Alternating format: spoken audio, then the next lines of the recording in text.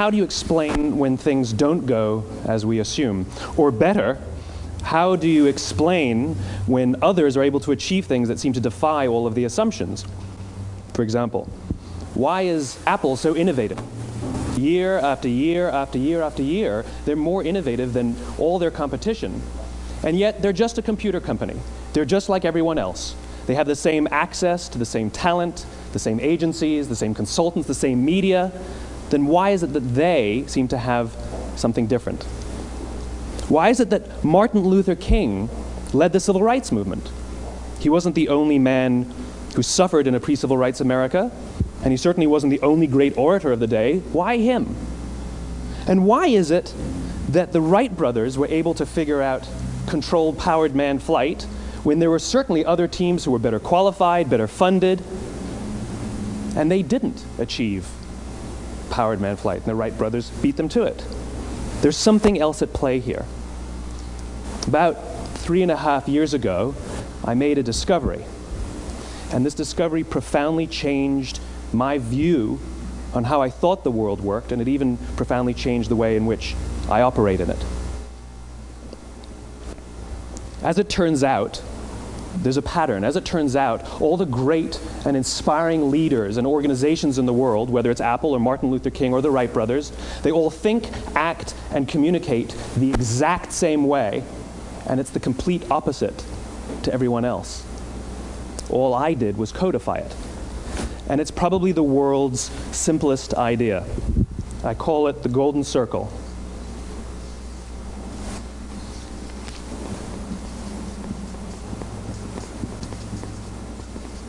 Why, how, what? This little idea explains why some organizations and some leaders are able to inspire where others aren't. Let me define the terms really quickly.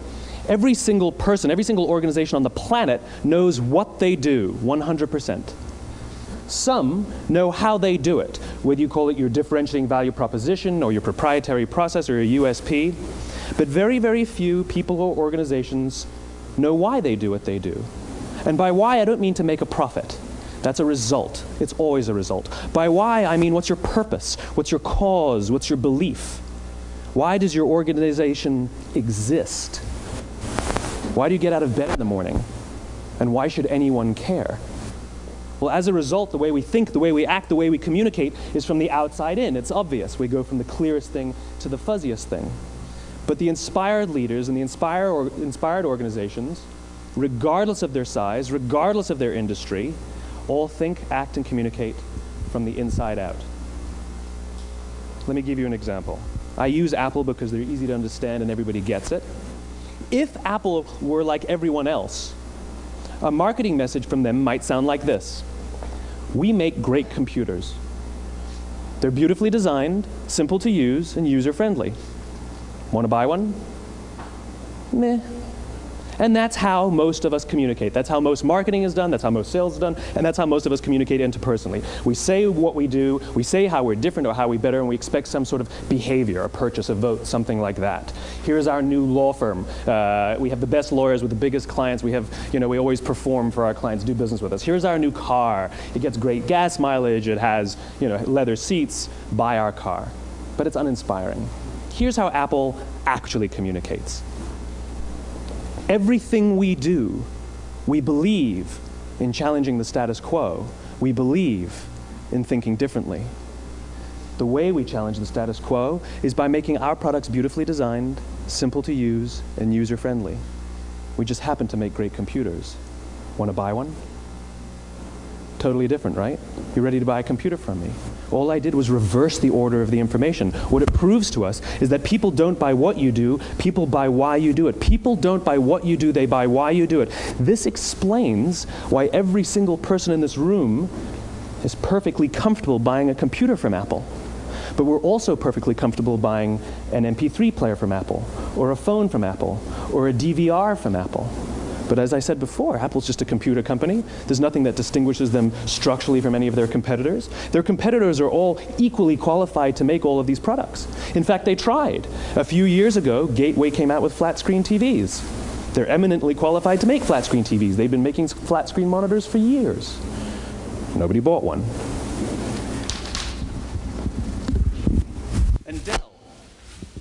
Dell came out with MP3 players and PDAs. And they make great quality products, and they can make perfectly well-designed products, and nobody bought one. In fact, talking about it now, we can't even imagine buying an MP3 player from Dell. Why would you buy an MP3 player from a computer company? But we do it every day. People don't buy what you do, they buy why you do it. The goal is not to do business with everybody who needs what you have. The goal is to do business with people who believe what you believe. Here's the best part. None of what I'm telling you is my opinion. It's all grounded in the tenets of biology, not psychology, biology. If you look at a cross-section of the human brain, looking from the top down, what you see is the human brain is actually broken into three major components that correlate perfectly with the golden circle. Our newest brain, our Homo sapien brain, our neocortex, corresponds with the what level. The neocortex is responsible for all of our rational and analytical thought and language. The middle two sections make up our limbic brains, and our limbic brains are responsible for all of our feelings, like trust and loyalty. It's also responsible for all human behavior, all decision-making, and it has no capacity for language. In other words, when we communicate from the outside in, yes, people can understand vast amounts of complicated information like features and benefits and facts and figures. It just doesn't drive behavior. When we communicate from the inside out, we're talking directly to the part of the brain that controls behavior, and then we allow people to rationalize it with the tangible things we say and do. This is where gut decisions come from. You know, sometimes you can give somebody all the facts and your figures, and they say, I know what all the facts and details say, but it just doesn't feel right. Why would we use that verb? It doesn't feel right. Because the part of the brain that controls decision-making doesn't control language. And the best we can muster up is, I don't know, it just doesn't feel right. Or sometimes you say you're leading with your heart, or you're leading with your soul. Well, I hate to break it to you, those aren't other body parts controlling your behavior. It's all happening here in your limbic brain, the part of the brain that controls decision-making and not language. But if you don't know why you do what you do, and people respond to why you do what you do, then how will you ever get people to vote for you or buy something from you, or more importantly, be loyal and want to be a part of what it is that you do? Again, the goal is not just to sell people who need what you have. The goal is to sell to people who believe what you believe. The goal is not just to hire people who need a job. It's to hire people who believe what you believe. I always say that, you know, there's, if you hire people just because they can do a job, they'll work for your money. But if you hire people who believe what you believe, they work for you with blood and sweat and tears. And nowhere else is there a better example of this than with the Wright brothers. Most people don't know about Samuel Pierpont Langley. And back in the early 20th century, the pursuit of powered man flight was like the dot-com of the day. Everybody was trying it. And Samuel Pierpont Langley had what we assume to be the recipe for success. I mean, even now, you ask people, why did your product or why did your company fail? And people always give you the same permutation of the same three things. Undercapitalized, the wrong people, bad market conditions. It's always the same three things. So let's explore that. Samuel Pierpont Langley was given $50,000 by the War Department to figure out this flying machine. Money was no problem. He held a seat at Harvard and worked at the Smithsonian and was extremely well connected. He knew all the big minds of the day. He hired the best minds money could find, and the market conditions were fantastic. The New York Times followed him around everywhere, and everyone was rooting for Langley. And how come we've never heard of Samuel Pierpont Langley? A few hundred miles away in Dayton, Ohio, Orville and Wilbur Wright. They had none of what we consider to be the recipe for success. They had no money. They paid for their dream with the proceeds from their bicycle shop. Not a single person on the Wright brothers' team had a college education, not even Orville or Wilbur. And the New York Times followed them around nowhere. The difference was Orville and Wilbur were driven by a cause, by a purpose, by a belief. They believed that if they could figure out this flying machine, it'll change the course of the world.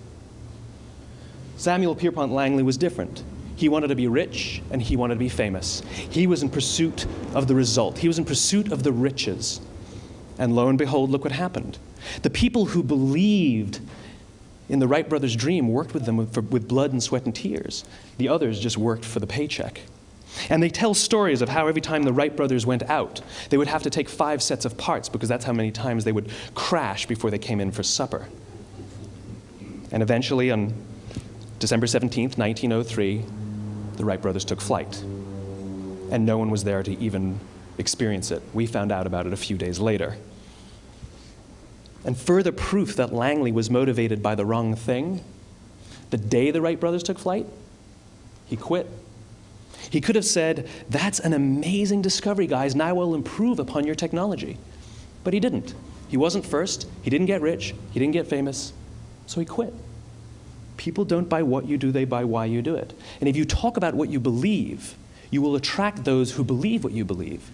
Well, why is it important to attract those who believe what you believe? Something called the law of diffusion of innovation. And if you don't know the law, you definitely know the terminology.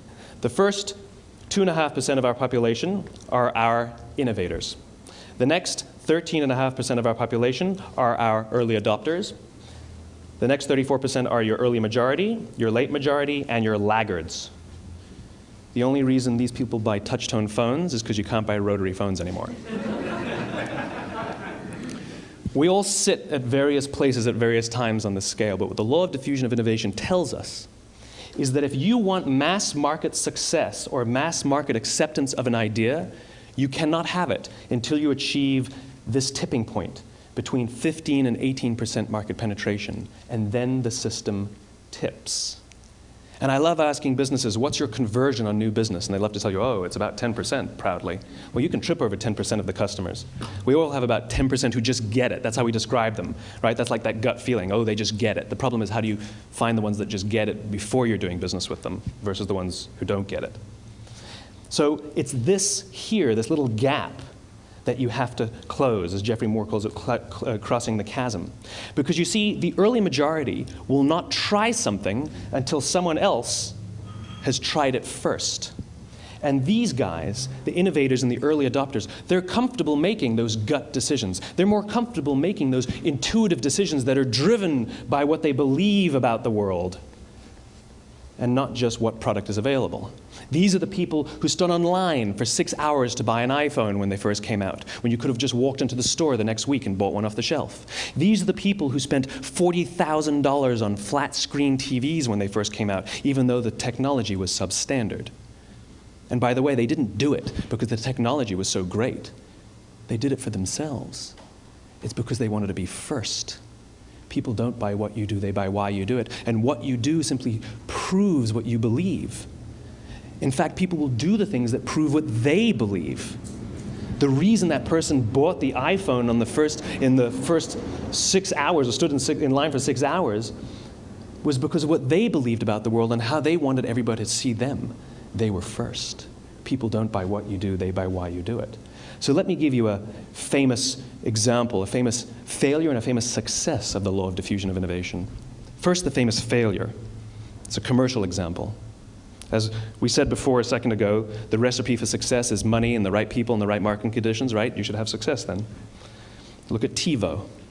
From the time TiVo came out about 8 or 9 years ago to this current day, they are the single highest quality product on the market. Hands down, there is no dispute.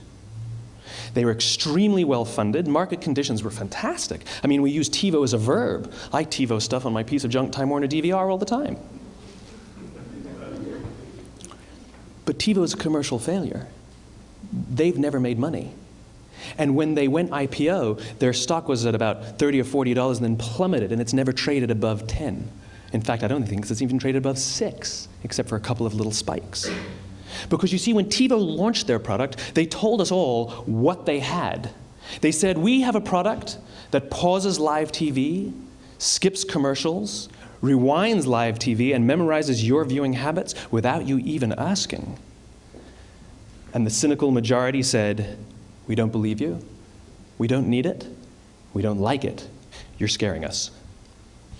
What if they had said, if you're the kind of person who likes to have total control over every aspect of your life, boy, do we have a product for you. It pauses live TV, skips commercials, memorizes your viewing habits, etc., etc. People don't buy what you do, they buy why you do it, and what you do simply serves as the proof of what you believe. Now let me give you a successful example of the law of diffusion of innovation. In the summer of 1963, 250,000 people showed up on the Mall in Washington to hear Dr. King speak. They sent out no invitations, and there was no website to check the date. How do you do that? Well, Dr. King wasn't the only man in America who was a great orator. He wasn't the only man in America who suffered in a pre-civil rights America. In fact, some of his ideas were bad. But he had a gift. He didn't go around telling people what needed to change in America. He went around and told people what he believed. I believe, I believe, I believe, he told people. And people who believed what he believed took his cause and they made it their own, and they told people. And some of those people created structures to get the word out to even more people. And lo and behold, 250,000 people showed up on the right day, on the right time to hear him speak. How many of them showed up for him? 0. They showed up for themselves. It's what they believed about America that got them to travel on a bus for 8 hours to stand in the sun in Washington in the middle of August. It's what they believed, and it wasn't about black versus white. 25% of the audience was white. Dr. King believed that there were 2 types of laws in this world, those that are made by a higher authority and those that are made by man. And not until all the laws that are made by man are consistent with the laws that are made by the higher authority will we live in a just world. It just so happens that the civil rights movement was the perfect thing to help him bring his cause to life. We followed him not for him, but for ourselves. And by the way, he gave the I have a dream speech, not the I have a plan speech. Listen to politicians now with their comprehensive 12-point plans. They're not inspiring anybody. Because there are leaders and there are those who lead. Leaders hold a position of power or authority, but those who lead inspire us. Whether they're individuals or organizations, we follow those who lead not because we have to, but because we want to. We follow those who lead not for them, but for ourselves. And it's those who start with why that have the ability to inspire those around them or find others who inspire them. Thank you very much.